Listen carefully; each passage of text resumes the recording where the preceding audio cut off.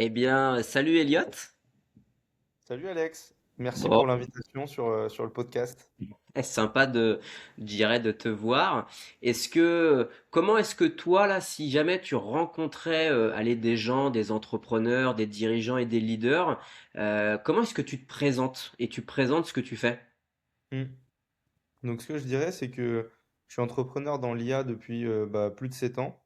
Donc ça a été sous des angles différents, mais très rapidement, en fait, après mes études, qui étaient des études de criminologie et de philosophie du droit, j'ai eu la chance de commencer un doctorat et pendant ce doctorat de commencer à travailler dans l'IA via mon maître de recherche de l'époque qui m'a proposé de monter une entreprise avec lui.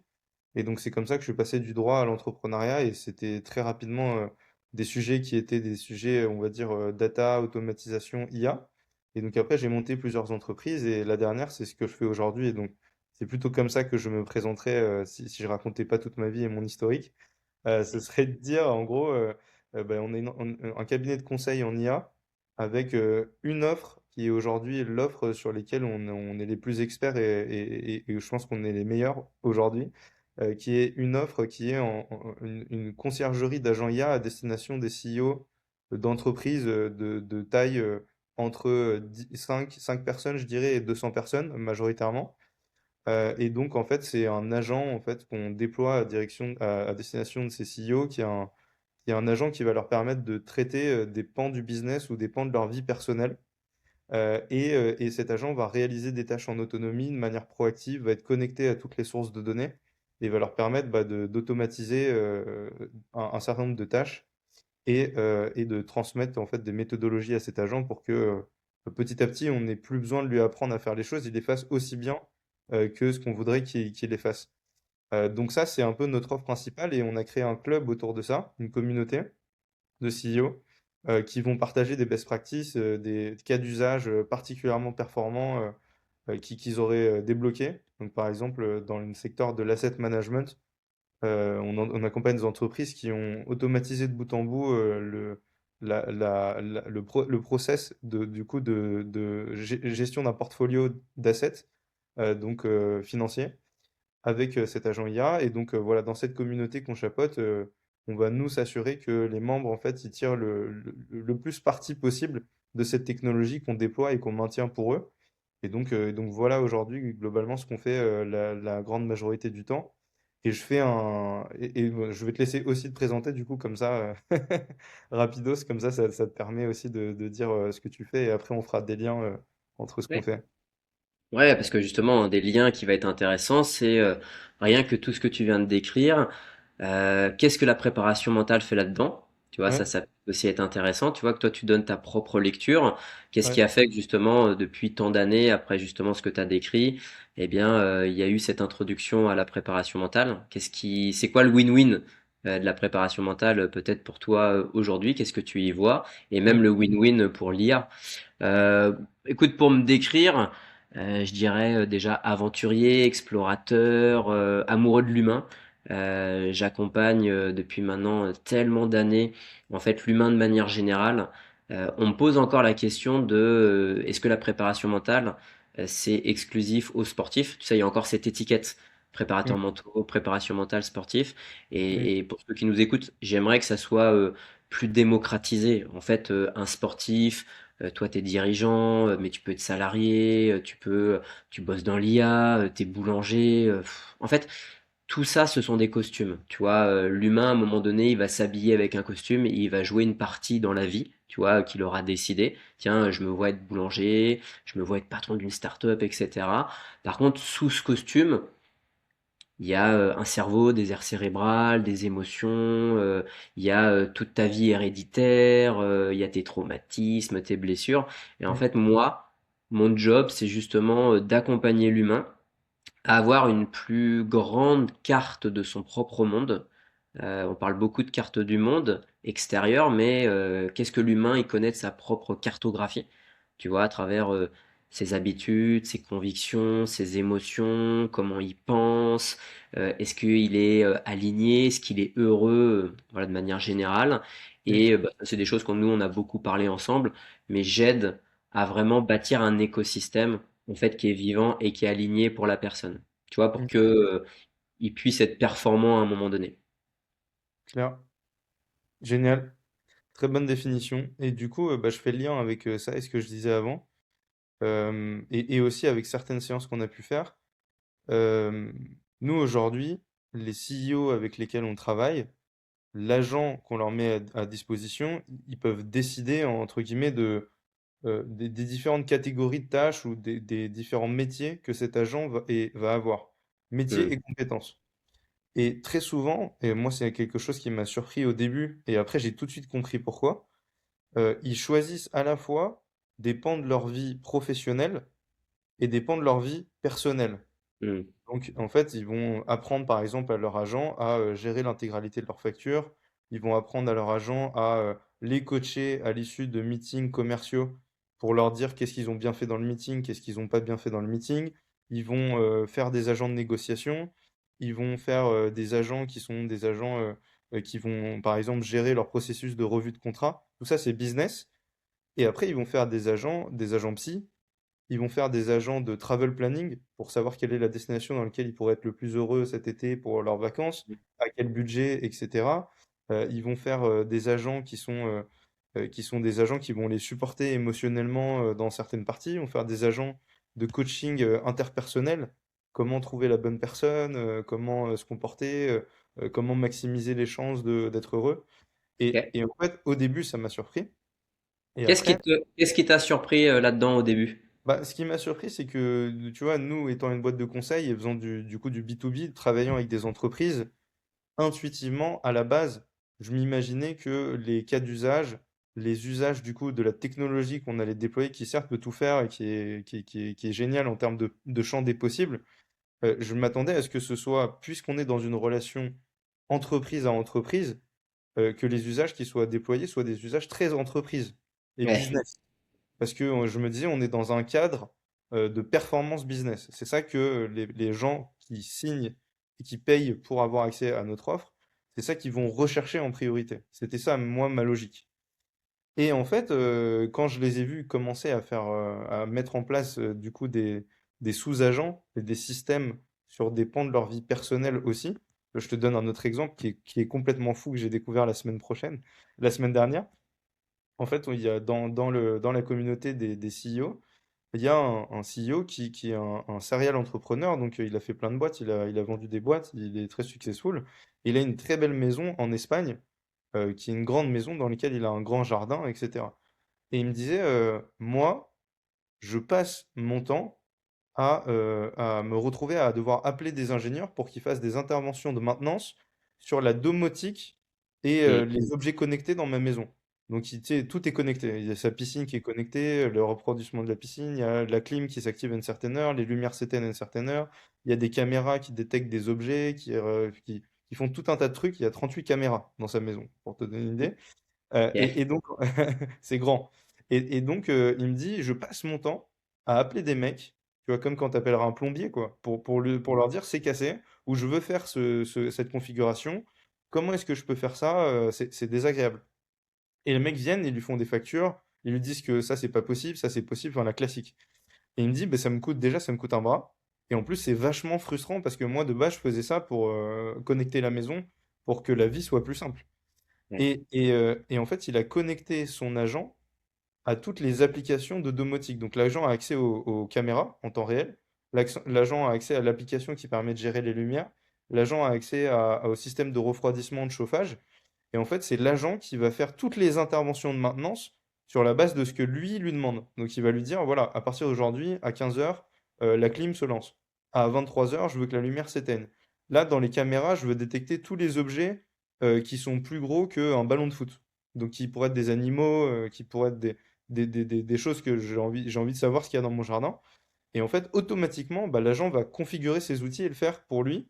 Et donc, il n'a plus besoin de faire ses interventions. Et il me dit, bah, c'est génial, je découvre plein de trucs dans mon jardin, il y a de la vie, il se passe des Ok. choses. Moi, en plus, d'un point de vue bien-être, voilà, mes enfants, ils me demandent de faire des réglages, je peux les faire immédiatement, donc tout le monde est hyper content. Bon, là, c'est un cas d'usage personnel, tu vois, on va dire plus confort de vie. Mais il y a Ouais. aussi du coup, des cas d'usage qui sont des cas d'usage très psychologiques, même préparation mentale, je dirais. Et donc, voilà, ça déjà, tu vois, je trouve ça génial. Ça m'a un peu surpris, comme je t'ai dit, pour la raison que je t'ai donnée. Et en fait, mon deuxième réflexe, ça a été de me dire, ah, mais oui, c'est évident. Et pourquoi je me suis dit, mais oui, c'est évident, parce que déjà, on travaille pas avec des entreprises, on travaille avec des individus au final, on travaille avec des CEO, donc c'est des bonhommes avant tout, quoi, ou des dames. Et après, de deux, le sujet, et c'était une leçon qu'on avait fait ensemble, donc je fais le lien avec ce que tu m'as appris, c'est que la performance, ça a au moins quatre facettes, quoi. C'est déjà, tu peux pas faire performer dans le business si t'es pas bien dans ta vie personnelle. Donc Ouais. déjà, il y a au moins ces deux dimensions-là qui sont liées et qui sont interdépendantes. Donc tu peux pas juste optimiser un pan de ta vie et complètement délaisser l'autre, quoi. Faut être Oui. un minima bon sur les deux. Et ensuite, il y a deux autres facettes sur la partie personnelle aussi que tu m'as dit, c'est enfin, un business ou personnel, c'est il faut performer quand intentionnellement tu veux atteindre un objectif business, mais après il faut aussi performer quand tu n'es pas en train d'optimiser pour atteindre cet objectif business, par exemple le soir ou le week-end, et que tu recharges les batteries. Donc il faut performer dans le rechargement de ces batteries pour pouvoir donc trouver les manières de se donner du plaisir de manière optimale, de manière à après sentir du relâchement, descendre les tensions pour après repouvoir performer quand tu es dans l'action. Et en fait, tout ça est un écosystème de performance globale. Et du coup, bah, j'ai fait le lien entre ces leçons que tu m'avais inculquées et du coup, cet usage très perso au final qu'avaient les CEO. Et après, je me suis dit, bah oui, c'est parce qu'en fait, ils veulent aussi résoudre des problèmes personnels, puisque c'est aussi important que résoudre des problèmes business pour être performant dans le business. Il faut les deux, en fait. Tu vois. Ouais. Ok. Donc ça, Donc c'est vrai toi, que ouais, ce que tu exprimes, c'est que là où tu as été surpris dès le départ, c'est que tu y voyais pas forcément, je dirais, le lien, le win-win à travers ce que tu décris.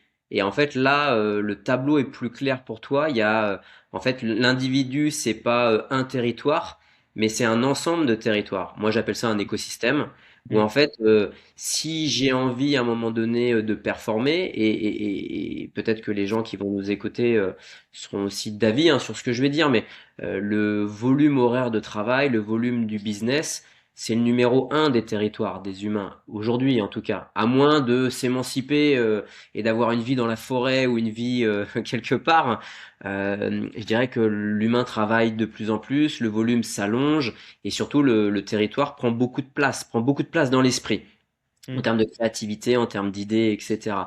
Donc, si mon moteur, je dirais, il est basé sur le business, sur l'ambition, sur les objectifs et les rêves, mais qu'à côté de ça, en fait, j'ai pas pris conscience que j'avais plein d'autres territoires qui, eux, demandent une attention particulière et qui, en plus, se connectent au Mm. business, bah derrière, en fait, je vais me retrouver être en déséquilibre et en désalignement. Et donc, je pourrais pas jouir de toute cette pleine puissance, en fait, dans mon écosystème de performance. Mm. Ouais, exactement. C'est Ouais, ça. donc tu soulèves pour moi un point qui est quand même fondamental, c'est Mm. qu'en fait, la performance, c'est pas quelque chose, c'est pas un fragment, c'est pas un territoire. En fait, c'est, je dirais, une carte du monde complète. Et que Mm. cette carte du monde, elle a besoin d'être, je dirais, d'être rencontrée, d'être voyagée, en fait, tous les jours par l'individu pour, à un moment donné, justement, bah, se diriger vers ce qui lui fait, je dirais, plaisir. Moi, ça m'intéresse quand même de te questionner. Toi qui es quand Ouais, même dans l'IA, moi je le suis pas. Enfin, toi c'est ton métier, moi c'est pas le mien. ouais. Est-ce que même ce qu'on est en train de dire aujourd'hui, tu vois, de par ce que tu connais de toi et de l'IA, est-ce que il y a du win-win dans tout ce qu'on est en train de dire là ensemble? Et Mm. est-ce qu'il y a aussi une autre facette, tu vois, le côté qui pourrait, tu vois, on en a aussi beaucoup parlé, amener l'individu à s'épuiser, à amener de la fatigabilité. Tu vois comment, en fait, tu vois l'IA à travers l'humain, par exemple? Ouais, c'est une super question parce que là aussi j'ai découvert quelque chose de surprenant. Mais voilà, vraiment surprenant, je trouve. Encore plus. Ok. Et ce que j'ai découvert de surprenant, c'est que, pareil, en fait, sur ce terrain de jeu, du coup, qui est notre offre actuelle, qui fonctionne bien auprès des CEO, comme je te l'ai dit, en fait, moi, je m'attendais, encore une fois, avec cette offre, à ce que euh, l'objectif, ce soit aussi puisque ça permet d'automatiser plein de choses, de déléguer plein de choses à cet agent une fois qu'on l'a bien entraîné, j'imaginais que les gens allaient moins travailler. C'est-à-dire qu'ils allaient pouvoir gagner du temps dans leur journée pour faire d'autres choses que travailler. Ouais. Et ce que j'ai découvert, à ma grande surprise, Oui, ça. c'est que c'est l'inverse. C'est-à-dire Ouais. que du coup, ils peuvent faire tellement de choses supplémentaires dans une journée, grâce à cet agent, qu'ils Ouais. veulent plus s'arrêter. Donc là où ils s'arrêtaient à 20 heures, mais vraiment, c'est pas une blague, c'est des anecdotes réelles, hein. Il y a des CEO avec lesquels on travaille qui se réveillent pendant la nuit à 3 heures en se Ouais. disant, mais c'est quoi toutes les tâches que je peux lancer et envoyer à mon agent pour qu'il les réalise et que je me réveille au petit matin et que ce soit génial parce que en fait, il a travaillé toute la nuit pour moi. Ouais. Et donc ça, tu vois, et moi-même, je me suis surpris puisque, évidemment, je suis le premier à me servir de notre technologie, puisque bah, connaissant son efficacité, je peux pas m'en passer. Et en fait, le sujet, c'est moi aussi, j'ai été assez surpris de découvrir que ça m'avait presque pas rendu accro au taf, parce que accro, il y a une dimension qui est assez négative, et de toute façon, j'ai toujours été comme ça, donc ça n'a rien changé, j'ai toujours adoré travailler, etc. Mais Ouais. ça te donne envie de passer plus de temps dans la dimension travail, parce que tu prends plus de plaisir à travailler, puisque tout ce qui est un peu Ouais. chronophage, tout ce qui est très administratif, tout ce que tu as l'impression de faire plusieurs fois, bah, tu t'apprends à l'agent à le faire une fois, il le fait toutes les autres fois de manière correcte, systématique. Et donc, tu dois passer du temps sur l'apprentissage, mais après, tu passes plus de temps avec lui Ouais. sur la tâche donnée. Et donc, ça fait que moi, c'est ça qui m'a toujours crispé dans le business. C'est que j'ai l'impression de refaire souvent des mêmes tâches qui sont pas forcément des tâches qui me plaisent. J'ai l'impression que il y a des tâches qui m'épanouissent énormément et qui font que c'est ça qui me rend heureux de faire du business, mais il y a plein de tâches que tu es obligé de faire et qui te rendent pas heureux quand tu les fais, mais il faut les faire parce que c'est important pour ton business.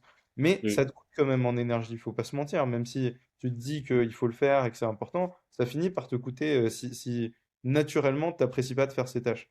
Et en fait, quand tu découvres que tu peux drastiquement supprimer l'effort ou le caractère chronophage de ces tâches, en fait, tu te dis, ah ben ok, en fait, là, je peux passer 10 heures à faire que des tâches qui me plaisent avec Mm. mon agent et le reste, en fait, je vais lui déléguer, il va le faire très rapidement en arrière-fond, sans que moi, je passe du temps avec lui là-dessus.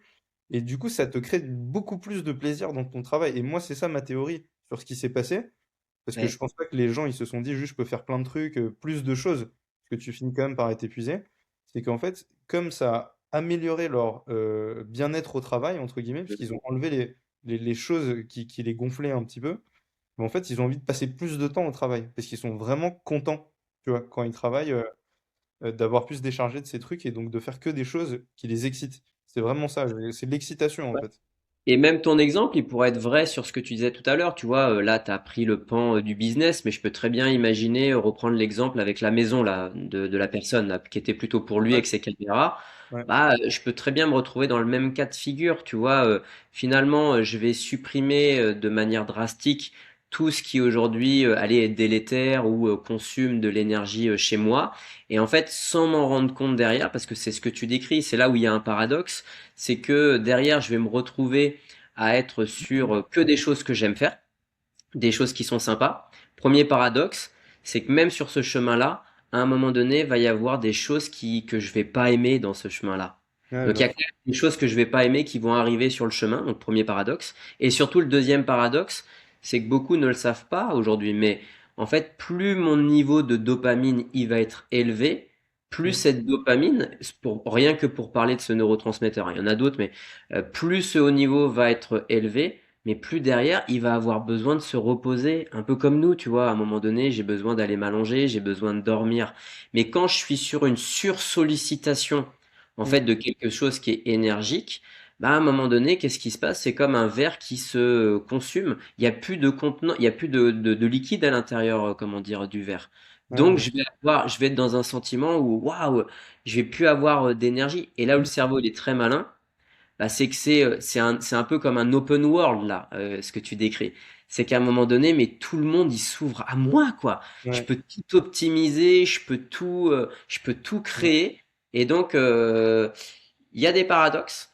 Et justement, j'allais te poser la question, toi qui es quand même suivi bah, avec moi là en préparation mentale depuis quand même plusieurs années maintenant. Euh, c'est quoi, je dirais aujourd'hui, l'intérêt justement de la préparation mentale, rien que dans ce qu'on est en train de dire sur cette facette, par exemple? Sur cette facette spécifique, je, je, je dirais que c'est bah, déjà avoir du recul sur ces tendances que bah, le fait de travailler avec un agent IA ont créé dans mon quotidien. Donc tu vois, par exemple la tendance à vouloir bosser jusqu'à minuit en me disant, mais de toute façon, je m'éclate là. Enfin, c'est génial en fait, il n'y a pas de problème, tu vois, entre guillemets. Hmm. Cette tendance-là, disons que je ne me serais pas battu contre si Mhm. on n'avait pas fait ce travail ensemble pendant longtemps, parce que j'aurais pas eu le recul de me dire, c'est quoi la contrepartie associée au fait de travailler non-stop jusqu'à minuit tous les jours. Ouais, Tu vois, je me serais dit, non mais c'est génial, je m'éclate, enfin, faut profiter de ce moment en fait de vie où je ouais, suis hyper excité par ce que je suis en train de faire et me laisser guider. C'est ouais, vrai dans une certaine mesure, mais faut faire attention à bien contrôler les indicateurs de fatigue, bien contrôler, tu vois, moi, les indicateurs aussi de bien-être, ouais, de bonheur et voir et vérifier qu'ils crachent pas d'un coup parce qu'en fait, j'ai bossé ouais, 24/24 pendant 2 semaines. Et du coup, ça, tu vois, par exemple, déjà, j'avais pas ce recul, c'est le premier truc. Et de deux, je savais pas comment contrebalancer, entre guillemets, de manière optimale, cette tendance à énormément travailler et à se laisser porter par son excitation. ouais, Et donc, ça, je me rappelle qu'on a bossé un peu là-dessus. On avait parlé notamment d'une notion qui s'appelait la carte des plaisirs. Je crois, je sais plus si c'est toi ou si c'est moi qui ont utilisé cette appellation, mais du coup, la carte des plaisirs, c'était le fait de se poser la question de savoir c'est quoi, lister les activités qui vraiment sont des activités dans lesquelles on se sent vivre à la première personne, dans l'instant, et sans être en train de penser à autre chose, etc. Donc des activités vraiment de plaisir pur dans lesquelles on se sent très incarné. Et du coup, de voir quelles sont, enfin, de connaître bien ces activités, puisqu'elles sont personnelles et elles sont propres à chaque personne, quoi. Donc, on a probablement que chaque personne a des activités de ce type qui sont différentes. Et une fois qu'on les connaît, bah, en mettre quelque part dans sa semaine, par-ci, par-là, et aussi rechercher de manière systématique, même quand on est dans des phases d'efforts très intenses pendant des semaines, à les mettre dans son quotidien ou dans sa semaine pour être sûr de se régénérer au travers de ces activités. Et après, quand je retourne gentiment au travail, même si je décide de travailler 12 heures, bah, avoir l'énergie et le sentiment quand même aussi d'avoir rechargé mes batteries au travers de cette activité plaisir. Ça, ouais, par exemple, c'est un truc que ça m'a apporté très concrètement, tu vois, si je prends un ouais. exemple. Donc Ouais. ça veut dire que là, ce que tu exprimes, toi en tout cas, tu prends conscience d'une chose et je trouve que c'est un beau message que tu dis. Parce que Mm. c'est en plus c'est des choses que j'interviens régulièrement et encore même ce Ouais. matin avec certains patrons. Bah, tout d'un coup, il y a cette course effrénée au résultat, il y a Mm. cette ultra productivité, il y a cette ultra optimisation. L'IA arrive dans l'émergence d'un open world où là, tout d'un coup, mais je peux être Dieu à la place de Dieu Mm. pour l'image. Donc je peux Ouais. tout créer, je peux être créateur, voilà, etc. Et en fait, sans m'en rendre compte, je vais venir à un moment donné saturer, abîmer, endommager à la fois ma structure de mon corps corporel, parce Ouais. que mon Ouais. corps va s'exprimer, tu vois, à travers des mots MAUX. Peut-être toi Carrément. t'en parleras, mais t'as peut-être des échos, tu vois, de des problèmes cervicaux, des mal de bide, à un moment donné, j'ai des choses qui sont, je porte tellement de choses que mes épaules et mes trapèzes me font énormément de mal. Tu Mm. vois, j'ai des difficultés, par exemple, à aller faire du sport, etc. Et puis Mm. surtout, un brouillard mental. Je peux très bien, à un moment donné, à pu être lucide, à pu me rappeler de certaines choses. Tout ça, en fait, va impacter complètement ma cognition. Mm. Et donc, tu vois, toi, ce que tu décris, et c'est aussi quelque chose qui est, que j'ai beaucoup souligné dans les accompagnements, c'est que finalement, pour être performant, en fait, j'ai besoin d'avoir cette ressource primaire qui est le sommeil, qui Mm. est les plaisirs que tu décrivais. Et rien que pour parler du sommeil et du plaisir, tout d'un coup, quand je les mets comme le cœur de la performance, en fait, ça vient enrichir littéralement la vie dans laquelle je suis. Ouais. Ah, c'est clair. Là, par exemple, cette semaine, j'ai pas beaucoup dormi. Mais malgré moi, hein, tu vois, enfin, c'est-à-dire, je me suis couché et normalement, il y avait entre je pense, 6h45 et 8 heures de sommeil devant moi possible. Et en Ouais. fait, j'ai été tellement excité. Après, du coup, il y avait deux problèmes. J'ai travaillé jusqu'à tard tous les jours. Donc, Ok. quand tu travailles jusqu'à tard, ton esprit il finit par continuer à réfléchir à ces trucs même quand tu dors. Et c'est un peu plus Ouais. compliqué de se coucher, etc. Et après, enfin, en tout cas, moi, je suis comme ça. Et après, le deuxième truc, c'est que j'étais tellement excité que dans la nuit, je me réveillais, je pouvais plus enfin, je me réveillais au bout de 5 heures et mon cerveau, dans sa tête, il avait fait sa nuit et il fallait absolument être dans l'action et être à fond, quoi. Et Et donc, ça m'a là, fait ça. ouais, Ouais. je te coupe juste parce que c'est hyper intéressant ce que tu dis. Peut-être que même là, la communauté qui nous écouterait, Mm, c'est, en tout cas, c'est quand même assez énorme ce que tu décris. Là, clairement, c'est pas que Elliot Halak qui vit ça. ouais. C'est la majeure partie des êtres humains. En fait, il y a Mm, deux dispositifs que l'humain va observer très souvent. C'est quand il y a une hyperstimulation avant mm, d'aller s'endormir. Mais même lire un bouquin, ça active de l'hyperstimulation au niveau de l'œil. Alors bien mm, évidemment, c'est pas la même stimulation que de regarder un film et c'est encore moins la même stimulation que de travailler sur son PC. C'est encore mm, moins la même stimulation que de jouer à des jeux vidéo. Donc en fait, déjà, le truc que moi je peux me dire, c'est en allant me coucher, c'est quoi le niveau de sur ou de stimulation dans mm, lequel j'ai été les minutes ou même les heures précédemment. Et je peux mm, faire un jeu qui est hyper simple. Je peux me faire plusieurs nuits d'affilée où je vais me stimuler, mais comme un dingue. C'est pas la meilleure expérience que je propose, mais allez-y, allez tester et vous allez voir la nuit que vous allez passer. Toi, mm, tu te décris. Et puis tout d'un coup, je vais arrêter de me stimuler la tronche. Je vais faire des choses qui sont plutôt connectées, tu vois, à mon corps, des choses qui vont me faire du bien. Et là, mes nuits, il y aura une autre data. Mes nuits vont être différentes. Mais tu mm, vois, l'exemple que je donne, il va être le même et parlant pour beaucoup de patrons que j'accompagne qui ont un terrain d'anxiété, par exemple. mm, L'anxiété, c'est la même chose qu'un niveau de stimulation. En gros, quand mon cerveau il me bombarde de films négatifs, de catastrophes et d'anxiété, en gros, il y a une hyper stimulation de films négatifs à l'intérieur de moi. Et en fait, ça, quand je commence à aller dans mon lit avec cette boucle qui tourne en moi, sans m'en rendre compte, ça m'empêche d'aller rencontrer Alice au Pays des Merveilles. Et donc, ma nuit est déséquilibrée. En fait, le meilleur des conseils que je pourrais donner par rapport à bien vivre sa nuit et surtout à être aligné, bah, c'est de se dire, mais où est ma présence? Comment je peux faire pour diminuer cette stimulation pour que j'arrive dans un endroit calme avec un corps et un esprit calme et que c'est, je dirais, là, la préparation mentale, sans tout donner, elle est là pour aider justement à apaiser le mental et le corps pour qu'il se sente bien dans ce qu'il a à faire. mm. Donc, ce que tu dis, c'est de la même manière que à l'échelle de sa semaine, pour recharger ses batteries de manière optimale quand on n'est pas en train de travailler et qu'on n'est pas dans la performance, enfin dans l'action en tout cas, il faut trouver des activités de plaisir qui vont permettre de recharger ses batteries de manière optimale. De la même manière, à l'échelle de sa journée, en fait, il faut trouver les activités qui, avant en fait, le sommeil, avant la nuit, vont être des activités qui vont permettre de ralentir le niveau de stimulation pour Ouais, progressivement préparer en fait son corps à être dans un état de sommeil qui est optimal pour pouvoir aussi recharger ses batteries et être performant le lendemain. C'est ça que tu dis. ouais, je donne une anecdote qui va te parler. À un Vas-y. moment donné, je me suis occupé d'un sportif de haut niveau Mm. qui bossait dans une école de codage en même temps, en parallèle. Ok? Ok, ok. Donc il était beaucoup sur le PC, il jouait beaucoup aux jeux vidéo et il était sportif de haut niveau. Ok? Mm. Et donc là, les deux univers étaient contradictoires, en tout cas pour l'alignement. Parce que un, il se couchait super tard, deux, il jouait aux jeux vidéo, et il se levait très tard, et en gros, ça lui amenait des déséquilibres, même dans sa pratique à l'entraînement et même en compétition. Ok. Et on a beaucoup discuté de ça, et il avait beaucoup d'insomnie, il se réveillait la nuit, il était éclaté le matin quand il se réveillait, l'énergie n'était pas là, etc. Et à un moment donné, je lui dis, mais t'adores jouer aux jeux vidéo? Il m'a regardé, il me dit, mais Alex, c'est toute ma vie les jeux vidéo. En plus, je lui dis, bah, tu joues à quelle heure? Il me dit, bah, je joue, il est 22 heures, 23 heures, minuit, 1 heure, 2 heures, et puis des fois c'était plus tard dans la nuit. Ok. Bah, je lui dis, écoute, je te propose un jeu. Tu vas continuer à jouer aux jeux vidéo, mais tu vas te lever tôt le matin et tu vas jouer aux jeux vidéo le matin.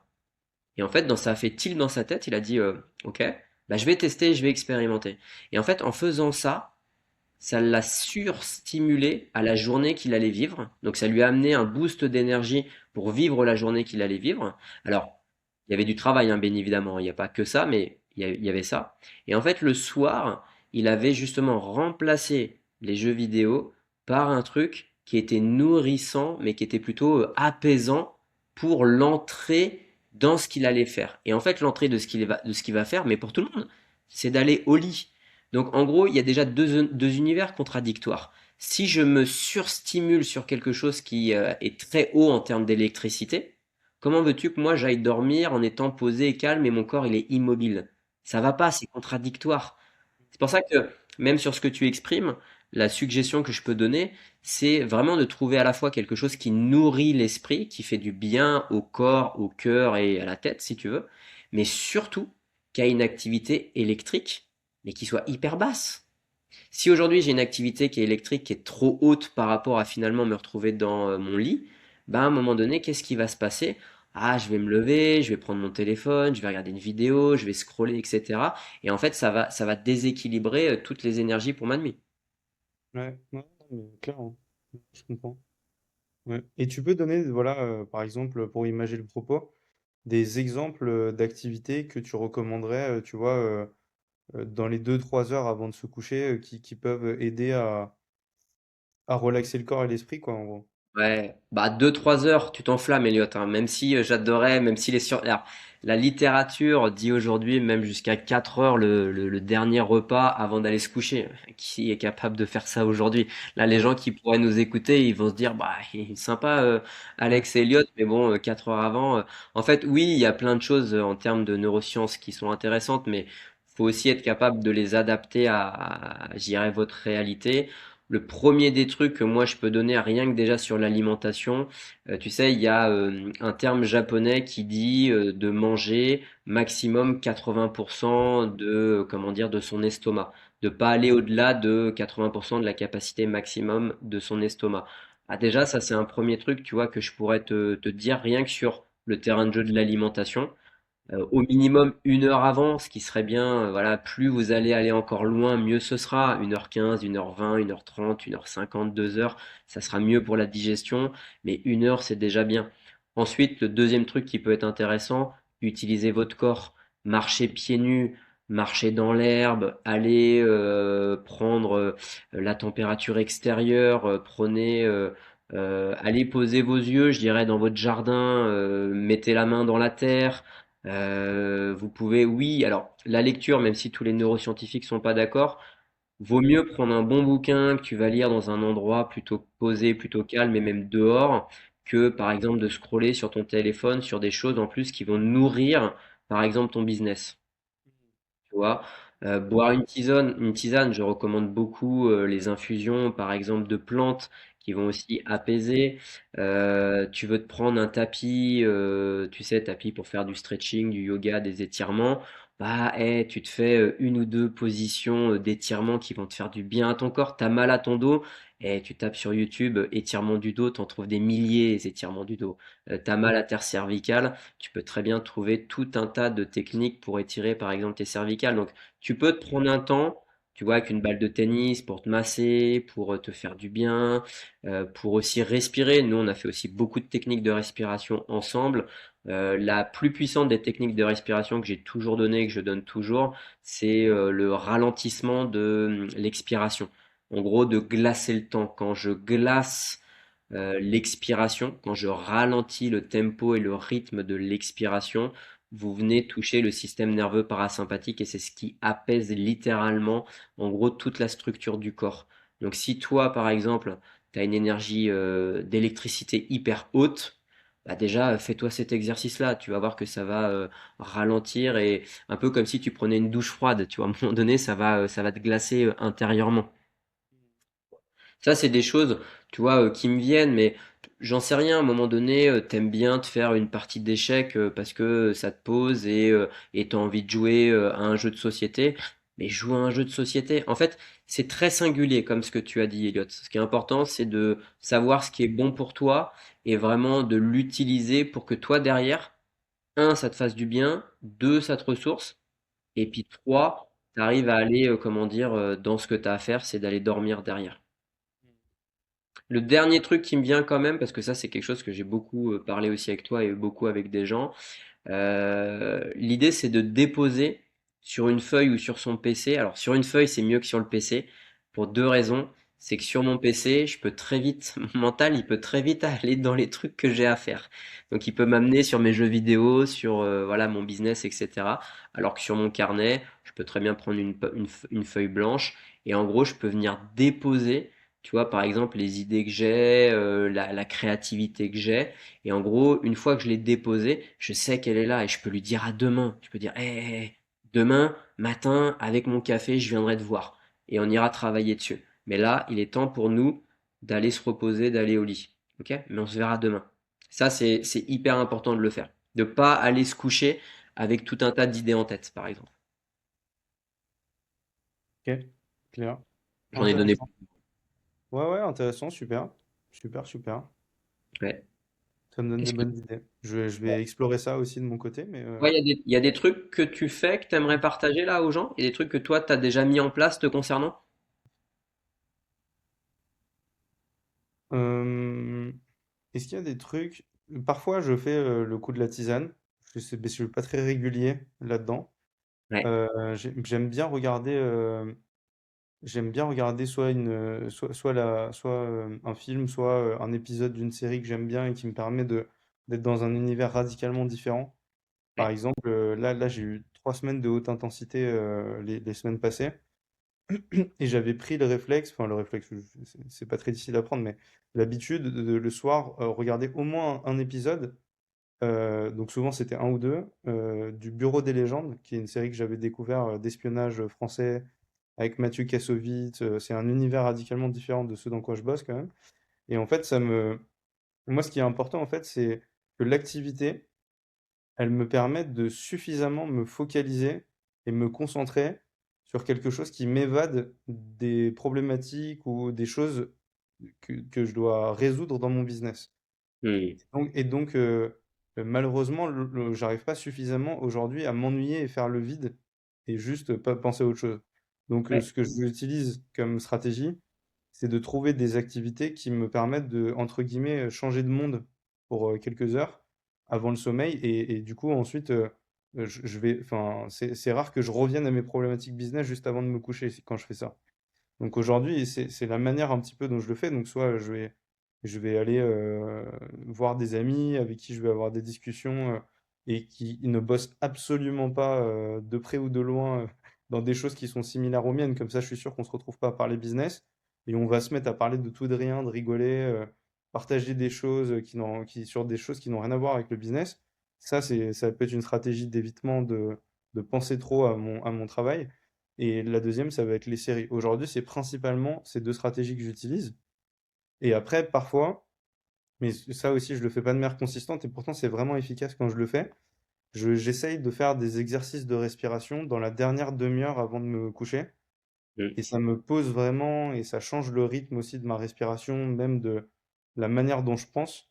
Et ça, je trouve, c'est vraiment bien, mais pour l'instant, j'arrive pas à prendre l'habitude. Donc, je le fais de Ouais. manière par-ci, par-là, de temps en temps. Mais ouais, Ok. voilà, ça, c'est des choses que j'ai essayé, quoi, en tout cas. Ok. Ça pourrait être, on va pouvoir conclure là-dessus, en tout cas pour aujourd'hui, mais ça pourrait être, tu vois, l'intitulé d'un épisode 2, ça par exemple, tu vois, de comment designer sur mesure, de manière sur mesure, en fait, un écosystème performant pour l'individu, avec Mm, des habitudes, tu vois, des mm, pensées, avec des convictions, avec en gros toute une structure vivante qui mm, va rendre service, en fait, l'homme et la femme sur son chemin.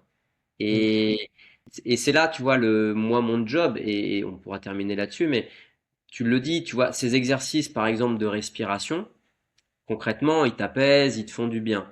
Et pourtant, ton mental, il va te faire dévier, il va pas te proposer cet exercice-là tous les jours. Il va te ouais, proposer d'autres choses. Donc, finalement, c'est tout ça qui aussi, je dirais, est intéressant à observer et puis de comprendre comment est-ce que moi, je peux m'aider tous les jours, en fait, pour me sentir aligné, me sentir bien avec moi dans tout ce que je fais. ouais, ouais, carrément. Bah, et au plaisir quand j'aurai un peu plus exploré ces sujets, de se refaire un petit épisode, ouais. Ok. T'as envie de conclure sur quoi, Elliot? Si t'avais allez, un message à proposer ou une fin, là, ça serait quoi?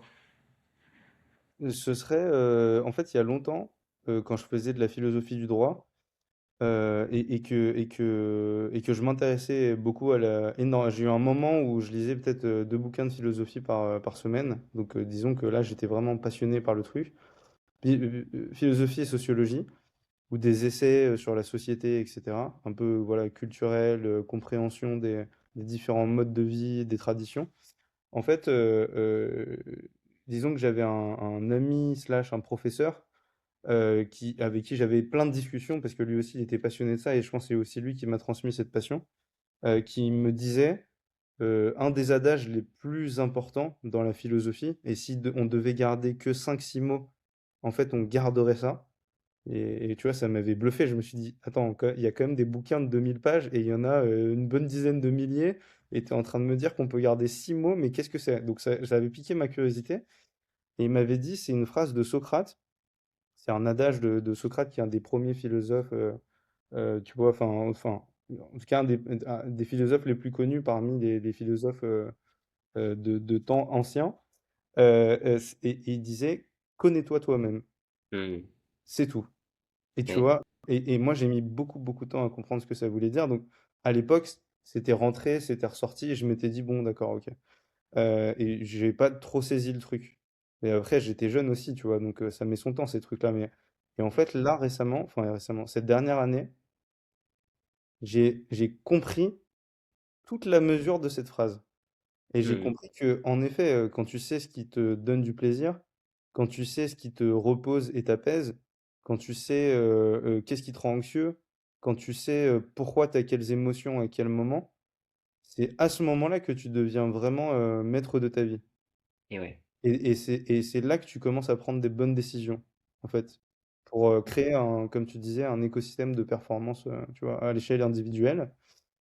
Et donc, voilà le mot de la fin, je réalise tous les jours à quel point c'est important de juste se connaître à peu près correctement, quoi. C'est Ouais. très dur, hein, parce que tu as plein de biais, il y a des trucs que tu veux pas aller voir, il y a des trucs que tu comprends pas, tu as le cerveau embrouillé parce qu'il s'est passé trop de choses, donc tu n'arrives pas à identifier les points importants, par exemple. Mais en fait, si juste tu essayes de faire ça un peu tous les jours, Ouais. dans le temps, ça fait des choses assez extraordinaires, quoi. Donc voilà, moi j'essaye de un peu faire ça. Et, Ouais. c'est assez excitant. Ok. Voilà. Ouais, c'est beau là, la fin là avec Socrate, c'est quand même chouette, hein. Ah ouais, Et non, il est bon, il est bon. Il est très très bon. mais tu vois là, même pour en tout cas aussi, si je conclus moi à ma manière, en fait, ce que Socrate amenait à son époque et ce dont on est en train de discuter aujourd'hui, moi j'appelle ça la carte du monde de l'individu. Mm. Euh, Plus je connais chaque chemin, chaque délimitation, chaque territoire de ma propre carte du monde, et j'aime bien ce que tu viens de dire, plus je peux être ce maître de mon propre monde. Et Ouais, quand je suis maître de mon propre monde, je peux ouais, créer, t'as gagné. Ouais, t'as ouais, gagné le jeu. T'as déjà ouais, gagné. en fait, tu as gagné, en tout cas, tu joues à un jeu qui est merveilleux derrière. Alors que, Ouais, en c'est ça. fait, l'humain veut jouer, Mm. mais il veut pas se connaître. Donc, comment je peux jouer à un jeu où, en plus, la vie, elle propose une multitude de jeux. Comment je peux être joueur d'une multitude de jeux, pardon, si je connais même pas, si je me connais même pas. Donc, Mm. tu vois, on peut même, on peut terminer là-dessus, mais l'invitation, et c'est un des pans de la préparation mentale. En fait, c'est d'apprendre à se connaître. Chaque jour, Mm. j'emprunte ce chemin de connaissance sur moi pour finalement vibrer, être vivant et puis performer. Est-ce que ça te va pour conclure là-dessus? Très bien. Impeccable. Et on se dit à très bientôt, Elliot. Salut, à bientôt. Salut Ciao. Alex. Ciao. Et je là, tac.